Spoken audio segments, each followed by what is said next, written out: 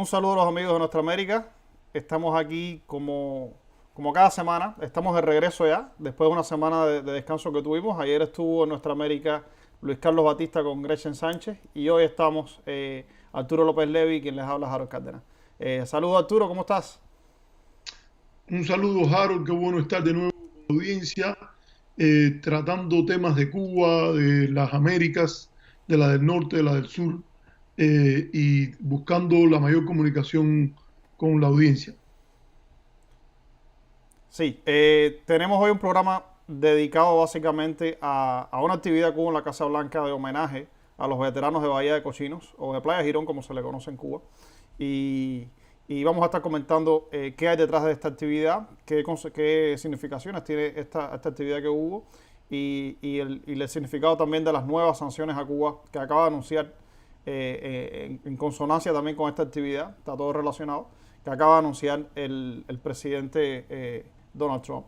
Entonces, creo que es hora de empezar. Vamos a empezar, Arturo. Tenemos dos rondas de conversación de nosotros rápido y luego pasamos a comentarios o a preguntas que tengan los amigos que nos ven. Arturo.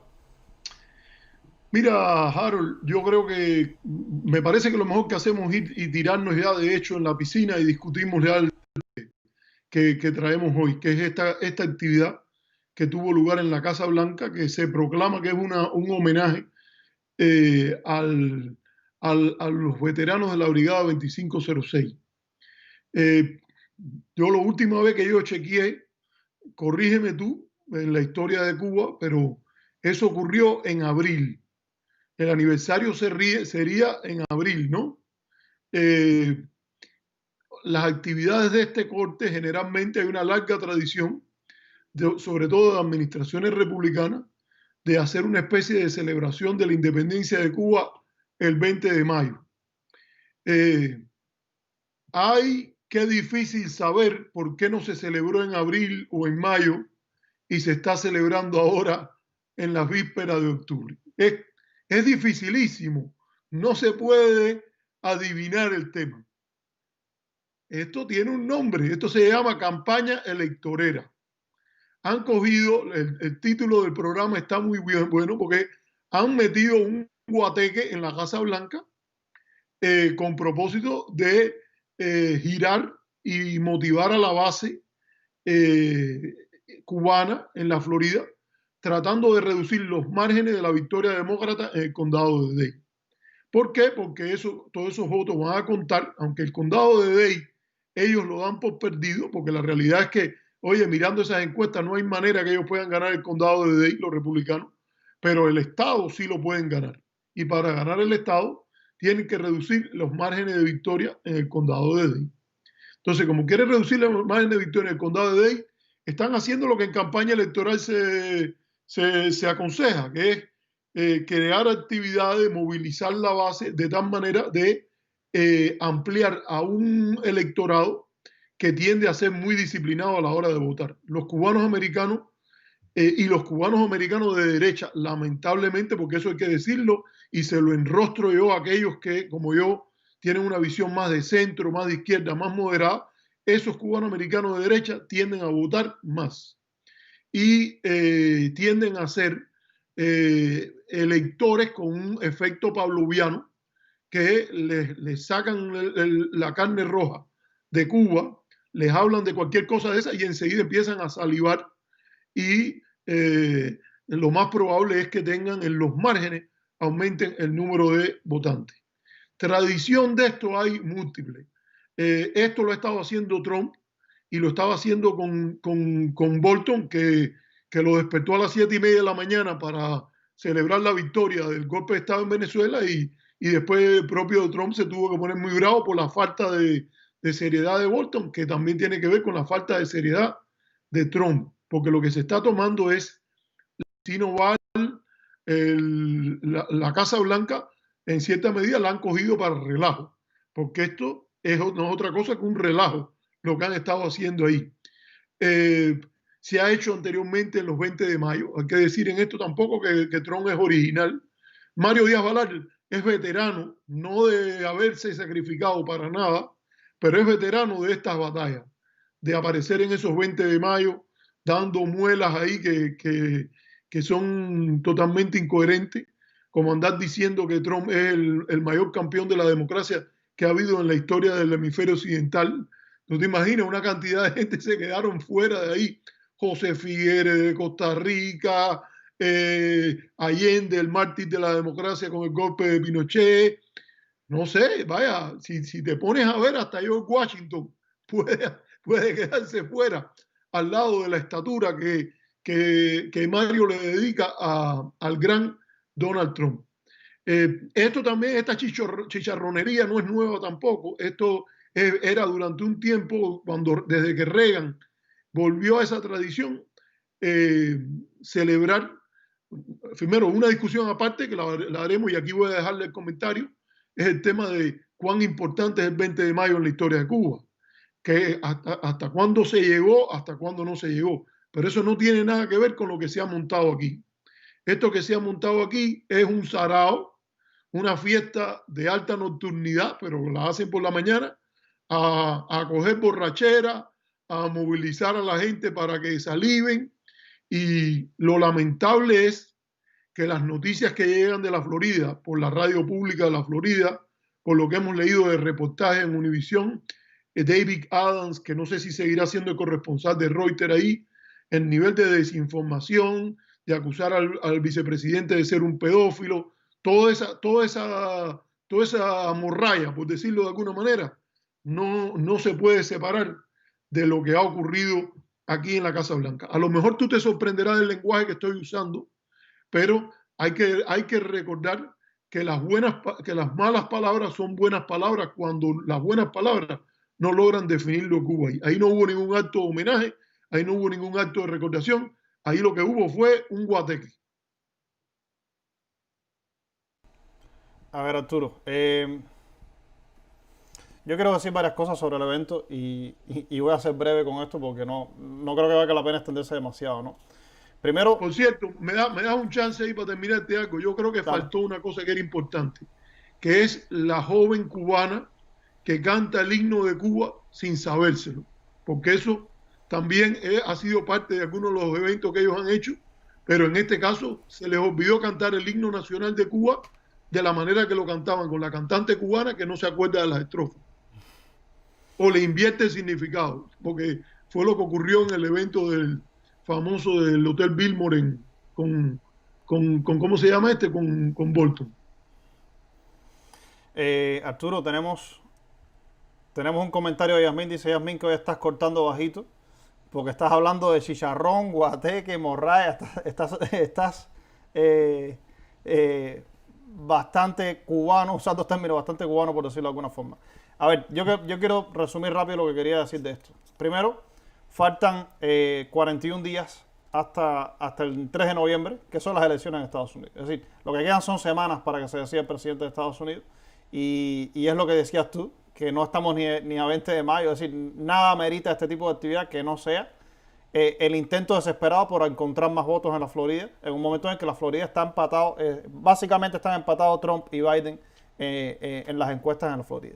Entonces, las dos campañas están desesperadas buscando votantes. Lo que pasa es que una de esas dos campañas está en la Casa Blanca y puede utilizar los medios al alcance de la Casa Blanca para poder hacer política con esto, que es algo que se supone que no haga el presidente de Estados Unidos. O sea, el presidente no debe estar haciendo política exterior en beneficio de su campaña en un momento electoral, pero igual lo hace. Entonces, eso por ahí. Lo otro, ¿quiénes son los asistentes de Guateque, como tú le dices?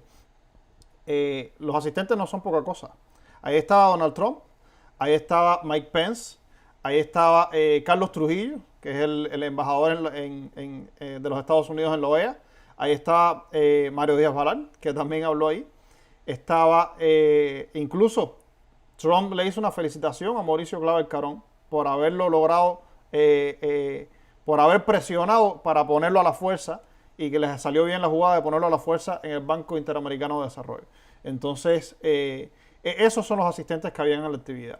Lo otro es la ideologización del discurso. Es decir, yo me tomé la molestia de contar las palabras.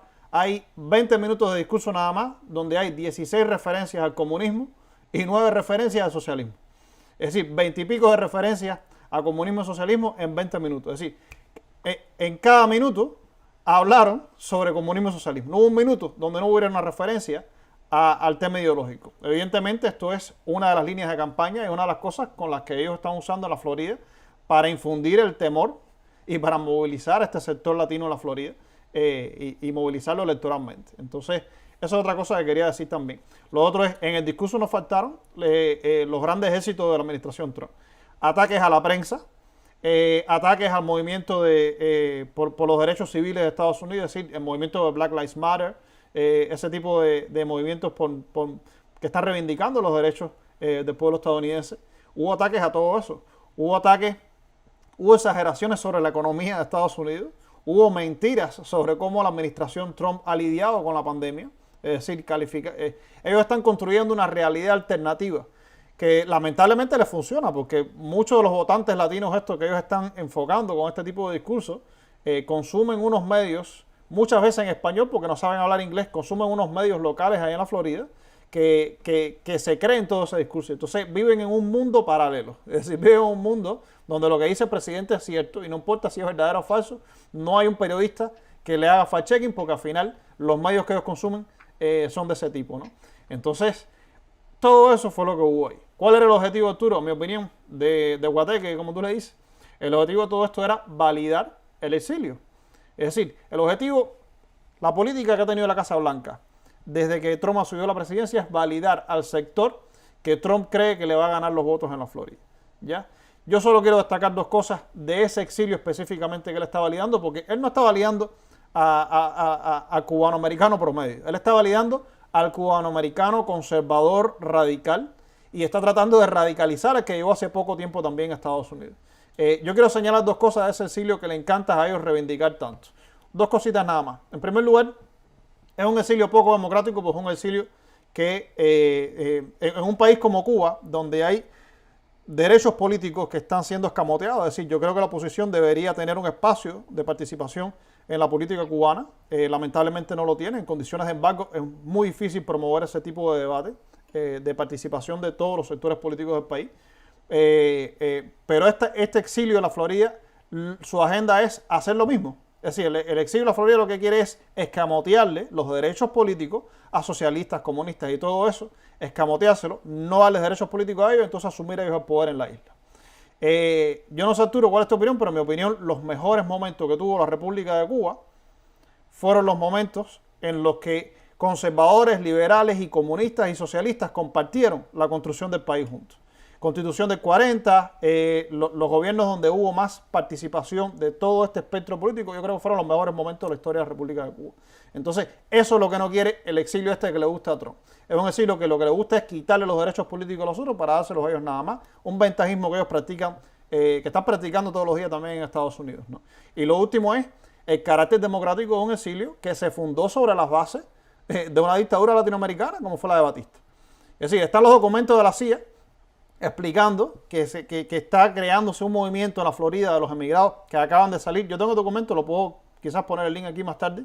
El documento donde la CIA lo escribe, creo que lo escribió en febrero del 59. Es decir, había un mes y pico de revolución nada más y ellos estaban explicando ya qué estaba pasando en la Florida. Lo que estaba pasando en la Florida era que toda la gente de Batista que se había ido estaba empezando a construir organizaciones y a movilizarse para fundar un exilio, ¿ya? Un exilio que no era democrático porque se fundó sobre las bases de una dictadura. Entonces hay que tener una discusión también sobre qué hace el gobierno federal de Estados Unidos, velándole las propiedades, como tratan de hacer con la ley Helms-Burton, velándole las propiedades a gente que habría que definir cuántos de ellos eran cómplices de una dictadura en América Latina o no, y qué hacen ellos cuidando a un exilio que se fundó sobre las bases de una dictadura. Entonces hay que tener esa conversación, me parece. No es lo mismo exilio que la migración cubana normal, que creo que es la mayoría de los cubanos que residen en este país. ¿Qué tú crees, Arturo?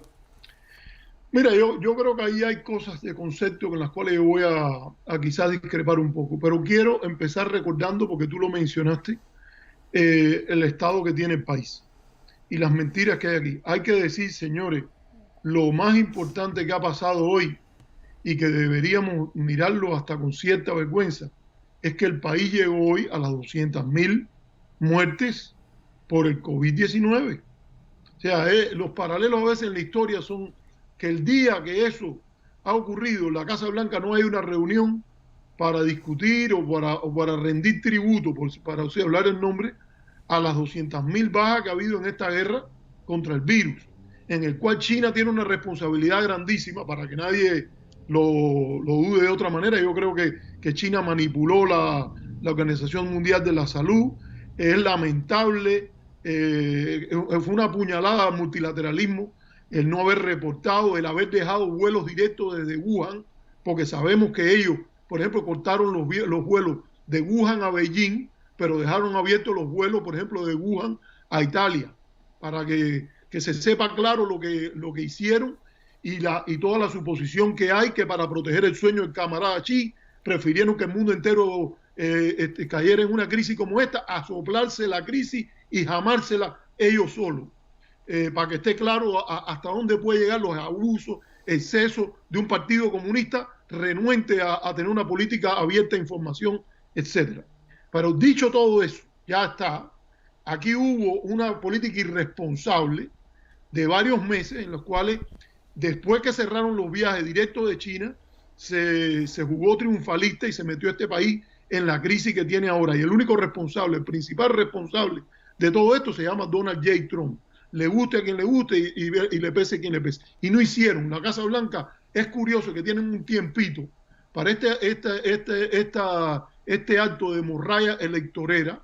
Fíjate que me estoy refiriendo no a las personas, porque yo no me gusta, a mí me gusta mencionar los pecados, pero no emprenderla contra los pecadores, y encontraron el tiempo para hacer una desgracia como esta.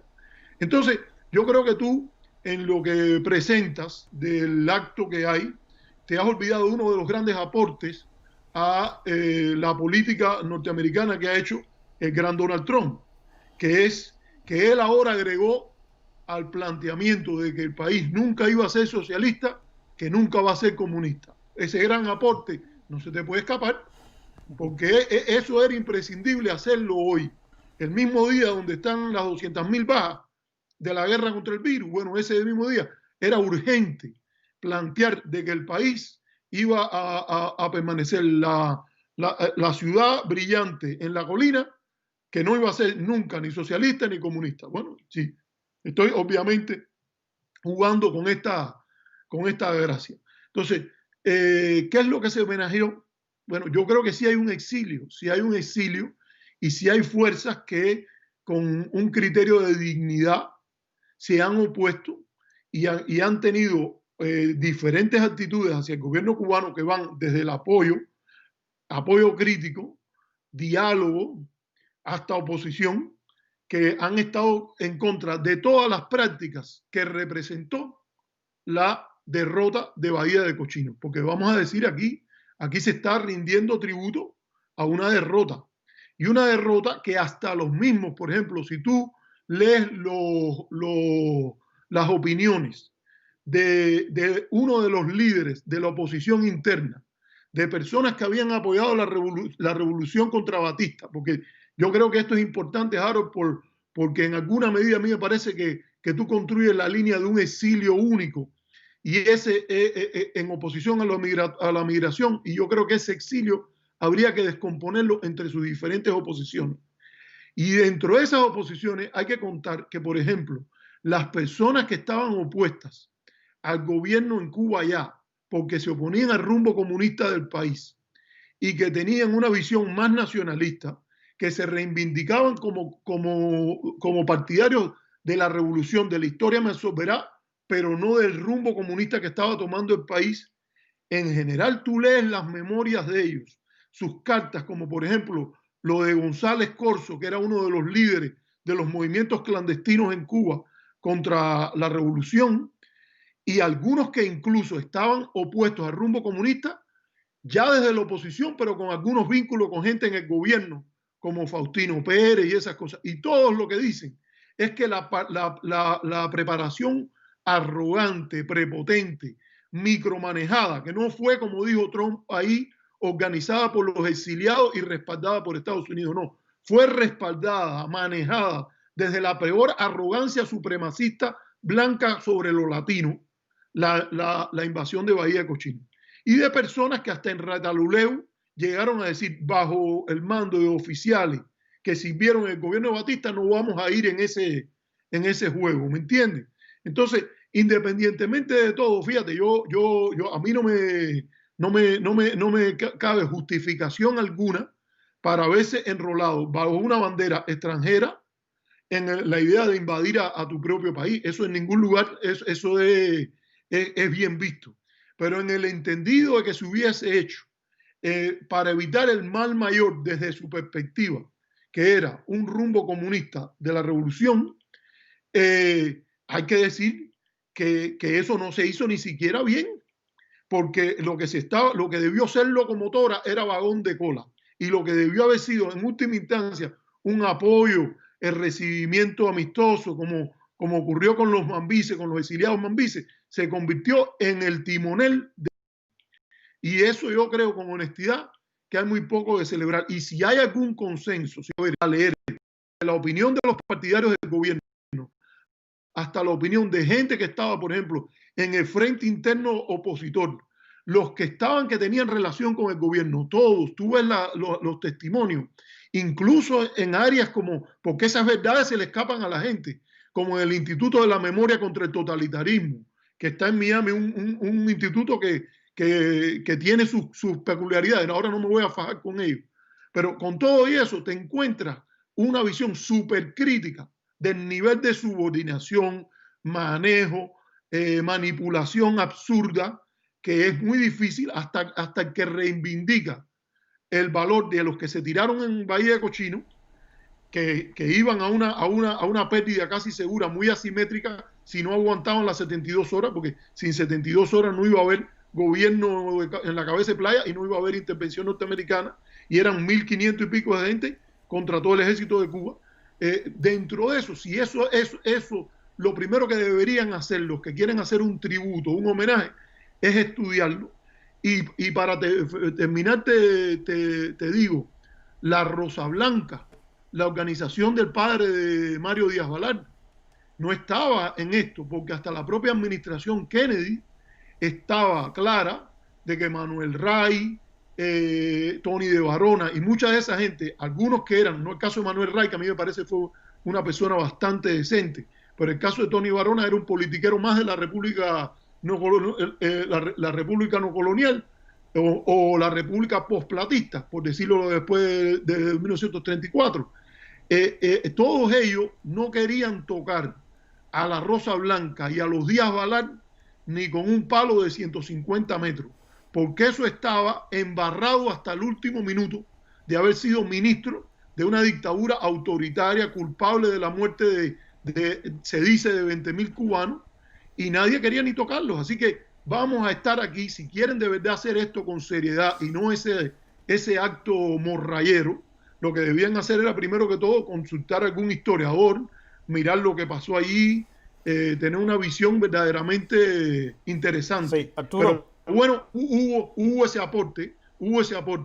El presidente dijo que no solo nunca iban a ser socialistas, sino nunca iban a ser comunistas. Algo que a nadie nunca tuvo la genialidad de ocurrírsele esa gran idea antes del actual inquilino de la Casa Blanca.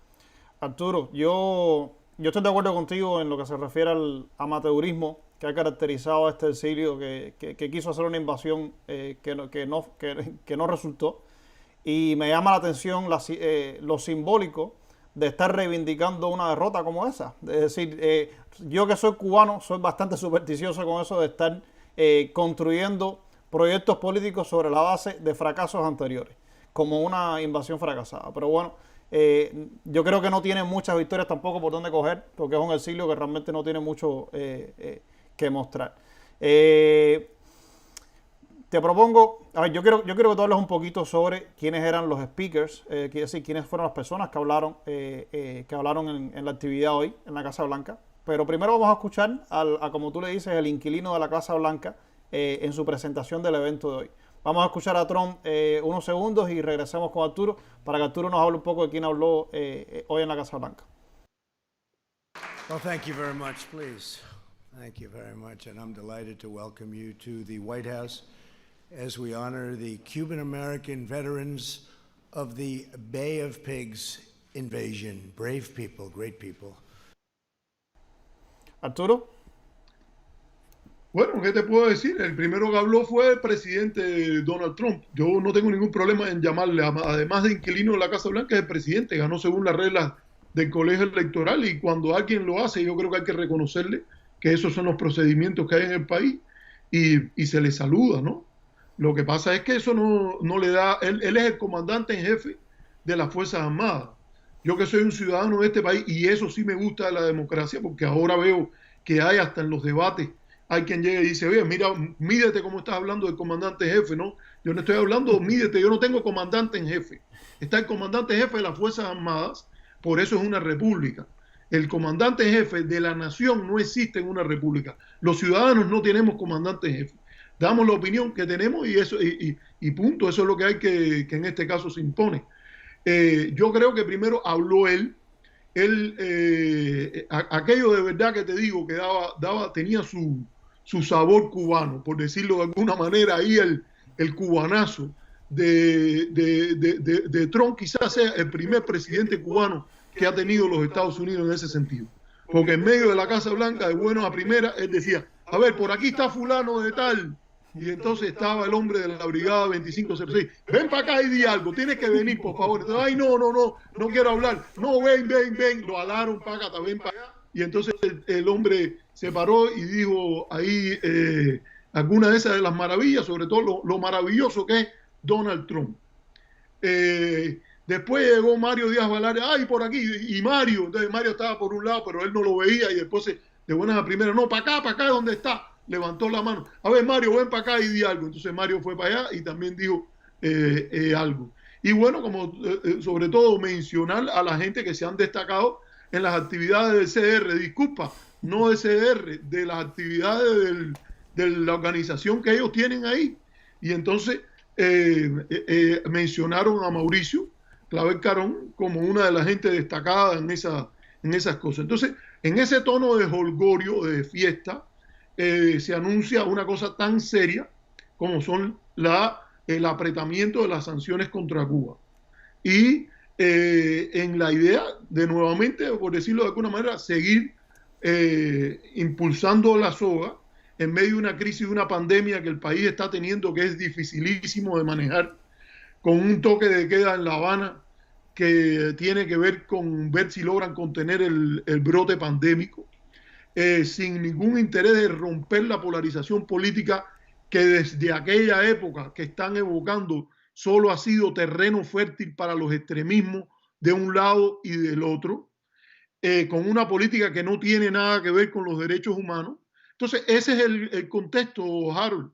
Lamentablemente, yo no puedo hacer otra cosa que reírme, porque lo contrario sería llorar por la desgracia que le ha correspondido a las relaciones entre Cuba y Estados Unidos, a Cuba, donde esta cercanía se ha convertido en una verdadera tragedia, porque estar tan cercano a un país con los ideales, con los éxitos, con las potencialidades que tiene el mercado norteamericano, con lo que contagioso puede ser, que desde que José Martí lo veía, de lo interesante, porque con toda la crítica de José Martí, él lo decía, que cuando uno desembarcaba en este país, podía haber 20.000 cosas atractivas.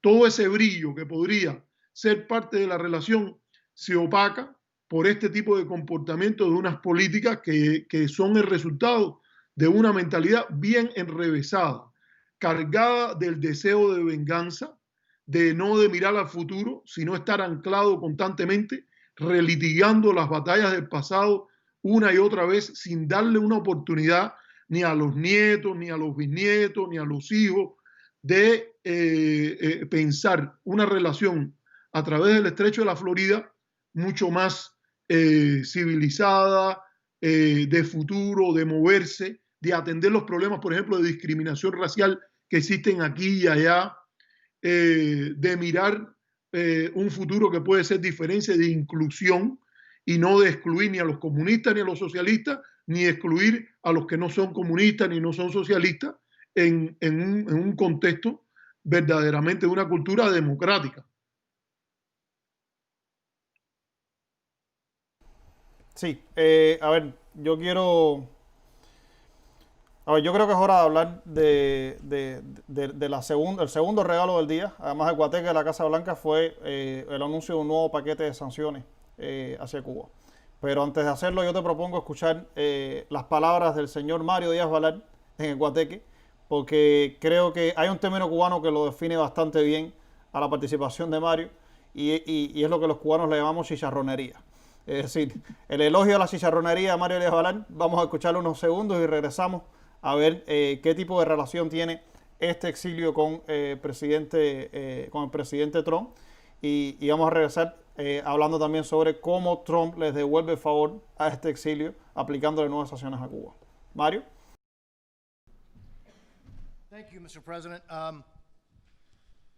Thank you for inviting a group of heroes who have never stopped fighting for freedom, for their homeland of Cuba, and for freedom and opportunity in the United States. Thank you for inviting these heroes.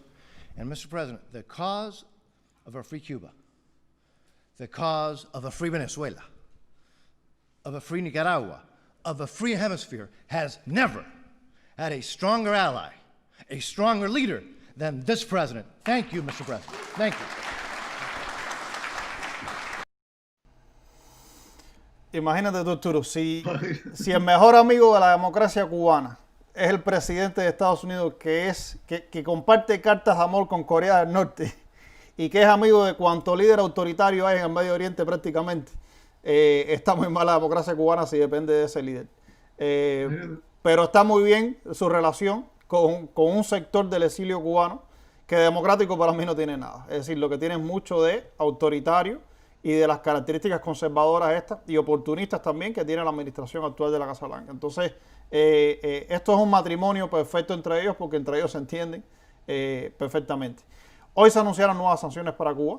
Evidentemente, otra jugada más para jugar, es decir, hacerle el homenaje a los veteranos y hacerles el favor de demostrarle que están realmente avanzando a la agenda que quieren el sector de la extrema derecha de la Florida, básicamente, que es el exilio este del que estamos hablando. Entonces, dentro de las sanciones que hubo hoy, que se acaban de anunciar, estuvo la prohibición a los ciudadanos de Estados Unidos de que puedan comprar ron, de que puedan comprar tabaco. Yo recuerdo cuando Obama facilitó, abrió estas oportunidades, la alegría de los estadounidenses que yo conocía, los veían al aeropuerto cargados de tabaco y cargados de ron, porque era algo que no podían haber hecho en mucho tiempo. Entonces, es irónico que el país de las libertades haya libertades como esta en el caso de Cuba que estén coartadas. Y también es irónico que la restricción de viaje que acaban de hacer,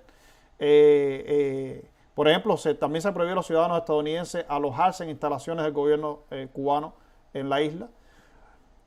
Un gran por ciento del alojamiento en Cuba es del gobierno. Es decir, todos los hoteles en Cuba son de propiedad gubernamental. Entonces, cuando le están diciendo que no se pueden alojar en propiedad del gobierno cubano, les están diciendo que tienen que irse a una casa privada a quedarse porque no pueden quedarse en ningún hotel en Cuba, prácticamente. Ese es el tipo de medidas que están promoviendo hoy, que acaban de anunciar hoy en la isla, ¿no? Yo lo que quiero destacar es que en la justificación, en el discurso de por qué hicieron estas medidas, el argumento que ellos usan es que es para asegurar que los dólares de Estados Unidos no financien al gobierno cubano y que vayan directamente al pueblo. Entonces, primero quiero hacer notar que la prensa estadounidense, yo creo que comete un error bastante grave, porque en la cobertura que han hecho de estas sanciones nuevas, se han cuestionado los objetivos no declarados de estas sanciones, que son evidentemente las elecciones de la Florida. Es decir, no declaran que ese es el objetivo, pero evidentemente el objetivo es las elecciones de la Florida para ganar más votos. Pero yo creo que la prensa estadounidense, por un ejercicio de responsabilidad que no está cumpliendo, debería también abordar y profundizar y contextualizar los objetivos declarados en esa medida. Y los objetivos declarados eso de ayudar al pueblo cubano y de quitarle el dinero al gobierno cubano, eso se puede desmenuzar muy fácil porque el sector privado cubano se ha prácticamente destruido en los últimos 4 años gracias a Donald Trump. Entonces, ese cuento de que es para apretar al gobierno, para poder ayudar al pueblo, eso es mentira.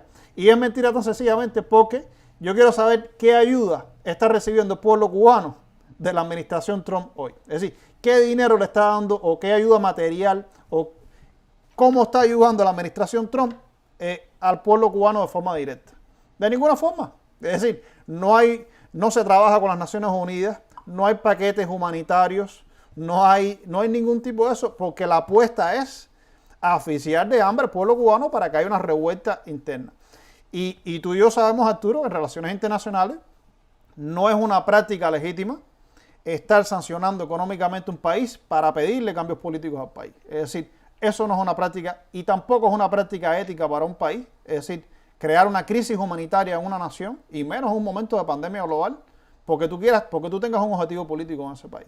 Entonces, el nivel de cinismo que tienen esta gente, la prensa estadounidense yo creo que no está profundizando en eso. Yo estaba leyendo los artículos de políticos de CNN, las cosas que estaban saliendo, y siempre se cuestionan que esto lo están haciendo por la Florida, pero no profundizan en que las cosas que ellos están declarando son mentiras, en lo que tiene que ver con la isla, ¿no? Entonces, eso por ahí. Lo otro que quería mencionar es el tema de las reacciones que ha traído este anuncio, ¿no? Me gustaría primero escucharte a ti y después hablar yo de las reacciones. ¿Qué tú crees del paquete de medidas? Mira, yo creo que todo lo que dijo, para empezar por lo que hubo en el corte ese que tú pusiste, Mario Díaz Balart, Mayito, lo que dijo ahí es como una imagen en un espejo. Todo está en su lugar, pero al revés. Donde él dice, el mayor amigo de la democracia de Cuba debería ser el mayor enemigo de la democracia en Cuba. Cuando lo que él dice, que han estado luchando por la libertad de su país y defendiendo la libertad en los Estados Unidos, debía ser al revés. Porque te digo una cosa, la historia lo demuestra. Si las revoluciones suelen ser terribles, porque como decía creo que fue el abate Sieyes o Talleyrand, que decía, nadie que haya conocido la vida después de 1789 no sabe lo que era la buena vida en la Francia anterior, ¿no? Yo creo que las contrarrevoluciones son todavía más terribles que las revoluciones. Una contrarrevolución al estilo de la Castillo Armas en la victoria en Guatemala, cuando derrotaron a la revolución guatemalteca, trae como consecuencia, bueno, hubo un genocidio indígena ahí, en lo que pasó en el Chile, Pinochet y todas esas cosas. A mí, si tú me preguntas, yo diría que si Cuba tuvo una revolución que no terminó en una democracia, una república democrática, nosotros ahora lo que deberíamos luchar por todos los medios es por llegar a esa república democrática sin una contrarrevolución en el poder. Así te lo digo, mucho pacto, mucha negociación, mucha conversación, mucho diálogo, mucho cambio cultural para promover la tolerancia. Esa es mi opinión, ya ahí te estoy dando, esto no es una opinión académica, esto tiene que ver con los sesgos socialdemócratas que tú sabes que a mí me caracterizan. Entonces, aquí hay una realidad que tiene que ver. Esta gente, este hombre dice todo eso ahí, pero vamos a fundamentar lo que estamos diciendo. Bueno, esta gente han votado, esa asociación votó a veteranos de la Brigada 2506 que fueron a Cuba porque se atrevieron a ir y dialogar con el gobierno cubano. Les montaron actos de repudio a los que regresaron. Fíjate cómo han estado defendiendo la libertad aquí. Fíjate, ni llevaron la libertad allá, ni han defendido la libertad aquí. Porque lo primero que deberían hacer es abrazar el credo de la Asociación Norteamericana de las Libertades Civiles y proteger la primera enmienda en la provincia 16 esa que dicen de Cuba, que es Miami. El mejor ejemplo que se puede dar es que allí se abrace culturalmente, atitudinalmente, los principios y valores de la democracia liberal estadounidense. Harold es comunista, eso es un asunto de él, no estoy diciendo que tú lo seas, no sé si lo eres o no lo eres, ni me importa, pero hay que dejarlo, él es parte del espectro de ideas políticas que hay en este país. Porque aquí en este país hay hasta un caso que se llama Skopje versus el partido nazi norteamericano y la Corte Suprema ha dicho que se puede opinar de manera diferente y hasta el derecho de esas personas que en el criterio de este país están totalmente equivocados, hay que dejarlo que se manifieste. Entonces, eso es importante también decirlo primero. Y ya te digo, no, me equivoqué. Yo te había dicho que hubo un gran aporte con lo del comunismo, no, ahora tenemos este otro gran aporte a la historia del hemisferio, de que tenemos un nuevo héroe, como dice Mario Díaz Balart de una manera muy enfática, Never, never, nunca, nunca ha habido un campeón tan grande de la libertad y la democracia como el presidente Donald J. Trump. Ya de las medidas, mira, Harold, lo que tú has dicho, yo creo que es más agua para el mismo molino. Esta gente no les importa un diablo el sector privado cubano. Ellos hablan del sector privado cubano, pero lo menos que hacen es escucharlo. Ellos, fíjate, eso a mí siempre me ha molestado en las llamadas gente que se levantan demócratas. Hablan y hablan de alguien que nunca quieren escuchar. La Iglesia Católica de Cuba, ellos dicen que defienden la libertad de culto, la libertad religiosa en Cuba, pero no escuchan a la agrupación religiosa de mayor número de feligreses. Hablan de la sociedad civil cubana y la única organización de la sociedad civil cubana que te moviliza entre 120,000 y 125,000 personas todos los domingos, que eso es minúsculo porque Cuba no es tan religiosa, tan observante, por decirlo de alguna manera. De todas maneras, toda la gente va a misa católica, 125,000 personas. Si ves de las iglesias protestantes, también otro tipo. Es muy difícil encontrar una de esas organizaciones que esté a favor de la política de embargo, pero ellos promueven la libertad religiosa, pero no escuchan a los religiosos de Cuba. Promueven la sociedad civil, pero no escuchan a la sociedad civil cubana. Y ahora promueven el sector privado en Cuba, pero no escuchan a las voces del sector privado. Y eso que tú has dicho es evidente. Ha habido un impacto fuertísimo en el sector privado cubano, con todo lo que implica que el derecho a la propiedad tiene carácter multiplicador, porque el que tiene la autonomía de tener un negocio, hasta por la propia doctrina, hasta de pensadores económicamente neoliberales, como Friedrich Hayek. Friedrich Hayek tiene un libro que se llama El camino de la servidumbre. El camino de la servidumbre es el camino de la pérdida de la libertad económica.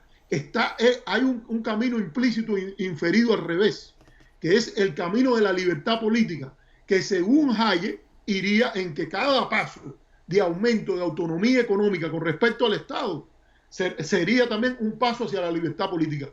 Eso a ellos les importa, ellos se lo predican ahora en el Banco Interamericano de Desarrollo a América Latina, pero las implicaciones que eso tendría para una política hacia Cuba, que implicaría renunciar a los deseos de venganza y retribución y acceso de imposición en el poder, no lo toman en cuenta. Entonces, todo esto tiene una explicación, Harold. La única manera que esas fuerzas políticas pueden imponer la agenda de la ley Helms-Burton, y esto volvemos a lo de Obama y a toda la gente que decía que Obama buscaba lo mismo con diferentes medios. No, los objetivos de la ley Helms-Burton son inalcanzables por cualquier política de acercamiento, incluso por una política de sanciones de derechos humanos calibrada, dirigida a violadores de derechos humanos, dirigida a prácticas, digamos, vamos a decir, no se puede quedar nadie en un hotel si ese hotel no permite la libre contratación de los trabajadores. Incluso si la política tuviera ese matiz, los objetivos, que yo no lo estoy predicando, porque yo creo que las sanciones están tan desprestigiadas que hay que empezar de cero. Hay que ir y desmontarlas completas. Y si después de 5 o 6 años en las cuales se le da oportunidades al gobierno cubano de reaccionar, de abrirse, de poder hacer apertura, no ocurren la adopción de mejores estándares de derechos humanos, yo no estaría ajeno a la idea de discutir una sanción bien pensada como tema de derechos humanos, que son sanciones bien calibradas, bien dirigidas a prácticas, a cambiar prácticas y a cambiar violadores. En ese caso, nada de eso se puede plantear porque la política, mientras se planteen los objetivos que tiene la ley Helms-Burton, la única manera de lograrlo es como dijo Roger Noriega en una vez que se le fue la confesión en una entrevista de radio, él y James Kayson: caos e inestabilidad. Y en eso hay una continuidad con el memo de Lester Marjorie. Hay que, para poder reimponer a la fuerza a los que perdieron el poder en el 59, la única manera es creando un vacío de poder tan grande, un nivel de destrucción y explosión y miseria tan grande, al costo que sea, que en ese vacío es donde único, yo creo, y ten cuidado, porque ahí es ahora la resistencia cubana tiene una historia nacionalista de madre, porque si hubo guerra y destrucción fue después la reconcentración. Aún así, es la única manera que ellos tienen para lograr eso. Así que a mí no me extraña, fíjate, yo no creo que se trata, en ese sentido yo creo que la prensa norteamericana es superficial en la mayoría de los casos, porque no mete el cuchillo hasta donde debe llegar, a sacar, a decirle a la podredumbre esa que hay ahí metida, de pensar en destrozar un país entero para lograr esos objetivos tan sádicos, tan canallescos. Eso no se atreven a meterle el cuchillo y a sacarlo, ya que esa herida solo se va a poder curar cuando se ponga el sol para que se desinfecte. Sí. A ver, yo básicamente estoy de acuerdo en lo que tú dices, y antes de hablar de la repercusión que tuvo las sanciones hoy a Cuba, yo quisiera que tú escucharas por un momento a Mike Pence hablando en español en el discurso de hoy. Vamos a escuchar el saludo de Mike Pence, vicepresidente de Estados Unidos, en el guateque que hubo hoy en la Casa Blanca. Mr. President, you've taken strong action to stand for freedom in Cuba, Venezuela, and Nicaragua. And today, with the new sanctions that you'll be announcing at this event, you will confirm that in this White House, it will always be Que Viva Cuba Libre. Thank you, Mr. President. Bueno, eso fue parte de la reunión de CDR, como tú le dijiste ahorita, que hubo hoy en la Casa Blanca. Yo quería hablar un poco de la repercusión que hubo también dentro de Estados Unidos y también desde Cuba, ¿no? Por ejemplo, yo estaba leyendo y hubo una declaración conjunta entre WOLA, es decir, la oficina en Washington para América Latina, y Engage Cuba, el lobby que hay en Washington para normalizar las relaciones entre Cuba y Estados Unidos, y hubo una declaración conjunta entre ellos condenando las sanciones. Yo estuve leyendo las palabras de Emily Mendrala, que es la directora ejecutiva del CDA, y entonces Emily básicamente, y lo voy a leer textual, Emily decía que son acciones políticamente motivadas para provocar dolor, es decir, que van a provocar dolor y que van a crear barreras para viajar a Cuba, y al final va a ser el pueblo cubano el que más va a sufrir en todo esto. Y yo creo que esa es la clave del asunto, es decir, están enfocadas en hacer sufrir al pueblo cubano, como tú estabas diciendo ahorita. Y yo hago énfasis en esto porque mi familia está en Cuba, mi familia completa está en Cuba. Yo no tengo que ser comunista para preocuparme por lo que dice Cuba. Ahorita me estabas preguntando del Partido Comunista. A mí recuerdo que mis amigos me propusieron una vez para el Partido Comunista no me aceptó. Así que evidentemente no cumplo los requisitos del Partido Comunista cubano, pero tampoco cumplo los requisitos del exilio histórico de la Florida. Entonces estoy en un limbo por ahí, de que me siento muy orgulloso de no pertenecer a ningún grupo radical de este tipo. Entonces, eso es lo que ha habido. Ha habido un rechazo de estos sectores y organizaciones, incluso en Washington, que apoyan una normalización de relaciones. Ha habido un rechazo a este tipo de cosas. Estuve leyendo, ejemplo, en Miami Herald salió Colin Laverty, el director de Cuba Educational Travel, y Colin estaba diciendo que el hecho de que el anuncio sea semanas antes de la elección es la mejor prueba de cuál es la verdadera política de la administración Trump hacia Cuba. Y es esta, ¿no? Yo sí quisiera, sobre esto, yo sí quisiera hacer una observación. Yo no creo, y creo que lo he dicho antes en el programa, yo no creo que haya una política de la administración Trump hacia Cuba. No hay una política hacia Cuba. Lo que hay es una táctica electoral para la Florida. Es decir, no es lo mismo tener una política de Estado hacia otro país que lleva un nivel de organización, que lleva un nivel de sincronía, que tener una táctica electoral para ganar votos en un estado del país. Es decir, eso es lo que hay, es una táctica electoral que siguen acumulando votos en la Florida con ese cuento. Entonces, estas han sido algunas de las reacciones que yo quería mencionar aquí en el programa. Yo creo, Arturo, que esto va a seguir creciendo. Es decir, mientras más se acerque la elección, más desesperada va a estar la administración Trump por ganar votos en la Florida, y más peligroso se vuelve este animal mientras más se acorrala, llegando el 3 de noviembre. Es decir, ellos son capaces de anunciar cualquier cosa con tal de anotarse puntos políticos que los pueda mantener en la Casa Blanca. Arturo. Mira, Harold, ahora sí yo ya tengo un poco que agregar. Yo engarcé más o menos las ideas que tenía una con las otras cuando hablamos en los otros segmentos.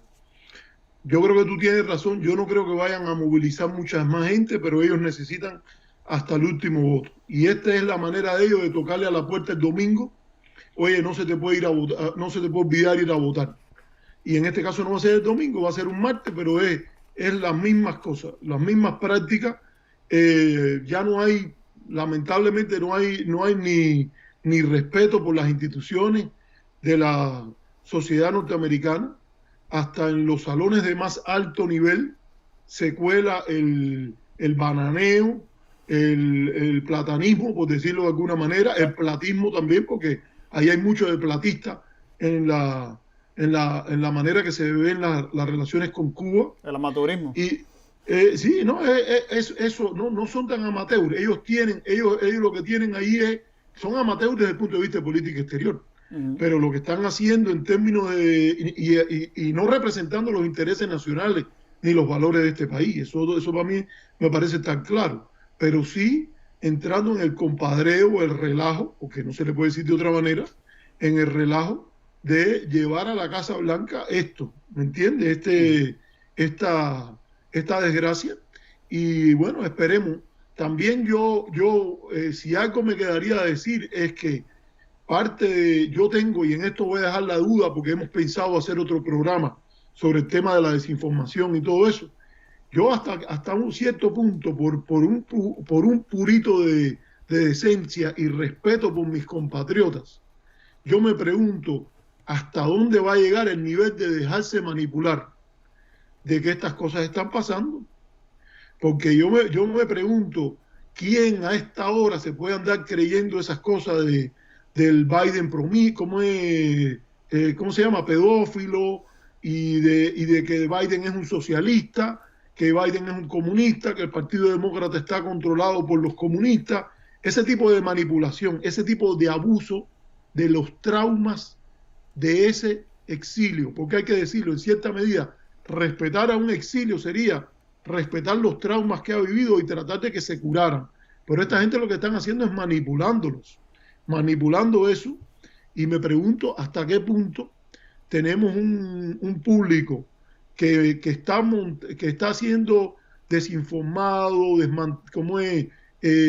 sin un espíritu crítico dentro de este país por un aparato propagandístico que, por cierto, allí va mi crítica a cuando se discutió esto por Engage Cuba y cuando se discutieron esas cosas en la época de Obama.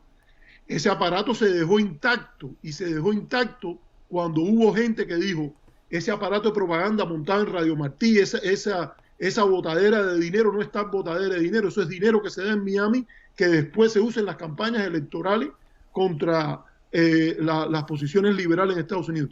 Todo eso no se desmanteló porque hubo gente que quería resolver las soluciones antagónicas que no se podían resolver.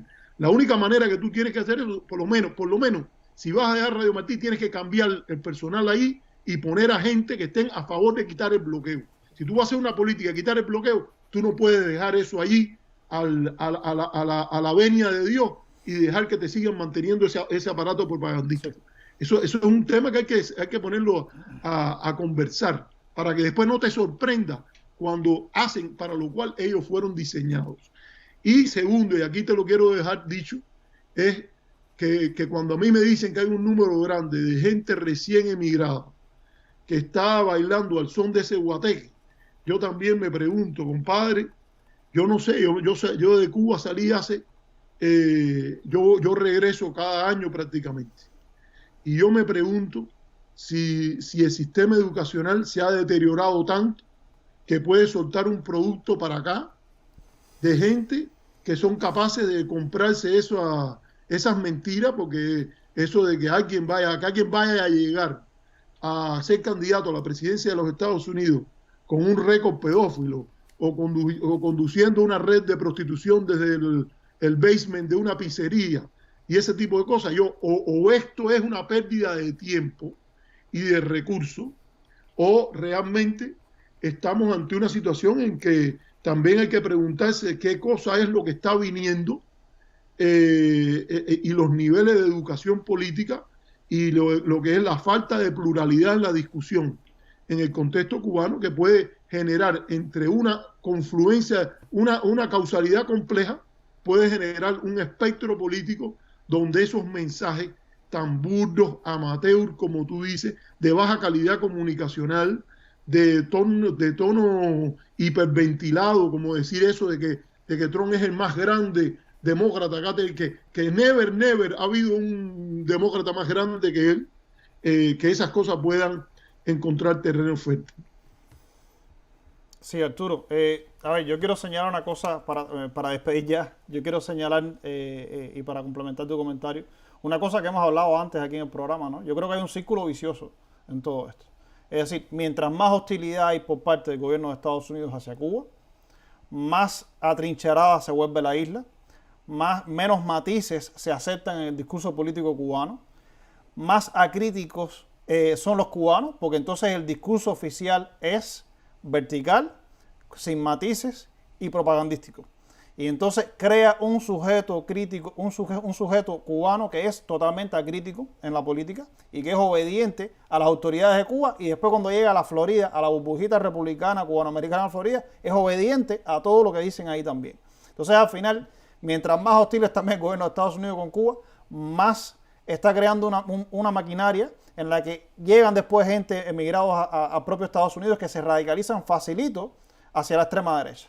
Entonces yo creo que una administración demócrata debería reconsiderar esa maquinaria de radicalización que está provocando en Cuba, porque está teniendo un efecto doméstico en Estados Unidos también. Por ejemplo, hay, como tú decías, hay dinero federal en estos momentos que está canalizado hacia organizaciones de extrema derecha en la Florida para provocar cambio de régimen en Cuba, ¿ya? Y durante es decir, se mantuvo una maquinaria de dinero ahí, y al final esta maquinaria de dinero lo que ha hecho es radicalizar cubanos que no tienen cultura democrática ninguna, es decir, vienen de Cuba sin cultura democrática y facilito se pueden radicalizar. Y entonces la pregunta es, si ganara Biden, y ojalá gane, lo digo como persona que está de visita en este país, le deseo a este país por su salud democrática que gana Biden. Si ganara Biden, cambiará esta maquinaria de dinero, de estarle pagando a un sector de extrema derecha que es súper trompista, que no entiende democracia, que es más bolsonarista y trompista que demócrata que otra cosa. Van a seguirle canalizando flujo de dinero eso a ellos, aunque saben que están construyendo una maquinita de radicalización política en este país. Y la otra pregunta es, ¿cómo entonces una administración Biden, yo entiendo la contradicción de ellos, cómo una administración Biden va a dejar de darle dinero a ellos que siempre se le ha dado, sin parecer que son flojos con el comunismo? Es decir, porque el primer recurso que les van a soltar es, ustedes están siendo flojos con el comunismo, en la lucha contra el comunismo.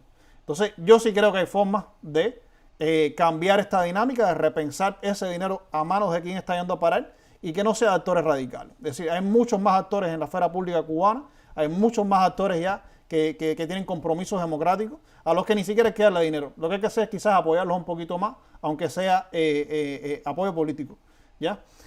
Yo creo que hemos cubierto la mayoría de los temas que queríamos tocar. ¿Tienes algo más que decir, Arturo? No, yo creo que tú lo has tocado bien, y chances sí hay. Mira, ahora no lo vamos a discutir por no alargar esto, pero yo creo que propuestas sí hay, y ese dinero, si alguien quiere usar un dinero, que yo primero creo que hay que preguntarse si hay que gastar dinero en este tema, o en lugar de eso dejar que los cubanos resuelvan sus problemas por sí mismos.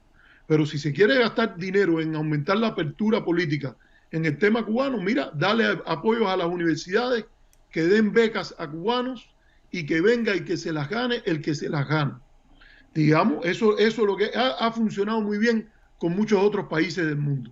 No hay que inventar la intervención directa ni nada de eso. Son cosas. Mira, la preocupación por los derechos humanos es un asunto de interés de toda la humanidad.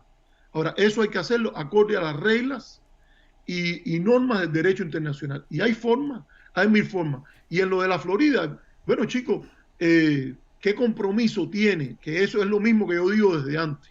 Eso pasó en los 2 últimos años de Obama. Obama había cambiado la política hacia Cuba y falló el complemento. Y no fue porque no se le dijo. Hubo personas, a mí me consta que yo lo escribí, lo escribimos unas cuantas gente. Esto hay que desmantelarlo. Si tú quieres que esto tenga, y no puedes posponer esto para las calendas griegas. En Radio Martí, cuando en Estados Unidos hay una política por quitar el bloqueo a Cuba, el director de Radio Martí debe ser alguien que esté por quitar el bloqueo a Cuba.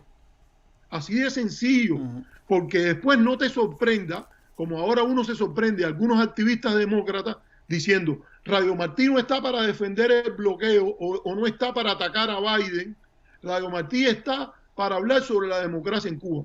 Ah, bueno, pero es que tú sabes que durante muchos años, bajo el pretexto de que es para promover la democracia en Cuba, se fue usada para promover el bloqueo y para atacar a los que están en contra del bloqueo dentro de los Estados Unidos. Tienes que desmantelarlo y el costo político lo vas a pagar una semana, porque cuando llegue alguien con los pantalones puestos para hacer esas cosas que hacen falta y que no aguantan oponerse a eso, no aguanta un debate racional, aunque se molesten unas cuantas gente en Miami y aunque haya gente que como me dijeron a mí en el año 2015 en Washington, oye, tú sabes que varios de los que están a favor del embargo son mis primos y yo puede ser que ellos estén equivocados, pero yo quisiera que esto se hiciera sin crear la mayor cantidad de conflictos posible. Lo siento por tus primos, mi amigo, pero aquí hay una motivación política de más alto rango, que es hacer irreversible los cambios que se planteen.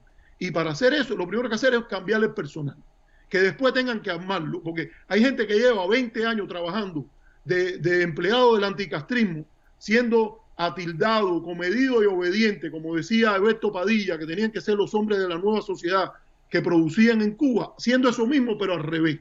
Entonces, cuando tengan que pasarse 2 años buscándose trabajo fuera de la industria anticastrista, a lo mejor se buscan una pega justificada, donde se busquen el dinero de verdad y no van a querer volver al botelleo ese, que es la industria anticastrista. Entonces, eso hay que hacerlo y hay conveniente decirlo ahora para que la gente, yo soy moderado, pero no soy moderado al defender mis ideas moderadas, para que el día que estos cambios sean posibles, realmente se hagan, porque si no, dentro de un cierto tiempo va a haber una administración Biden o una administración Harris dentro de no sé cuántos años y a la larga vamos a seguir siempre en el círculo vicioso. Entonces, hay cosas que hay que hacer.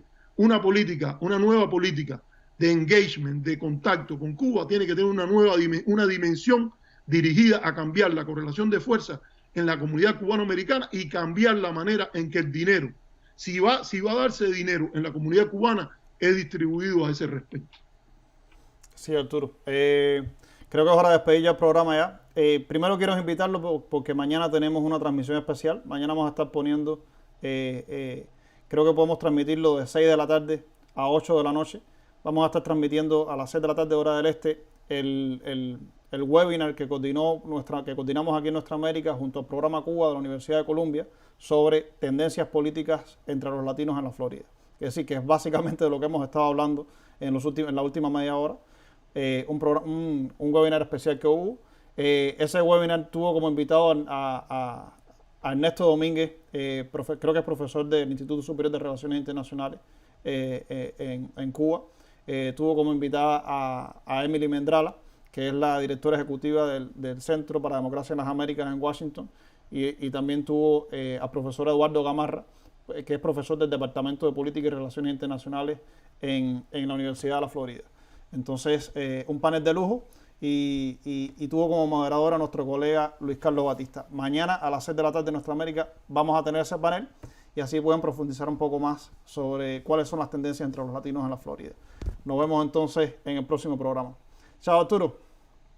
Nos vemos. Un gusto como siempre. Chao.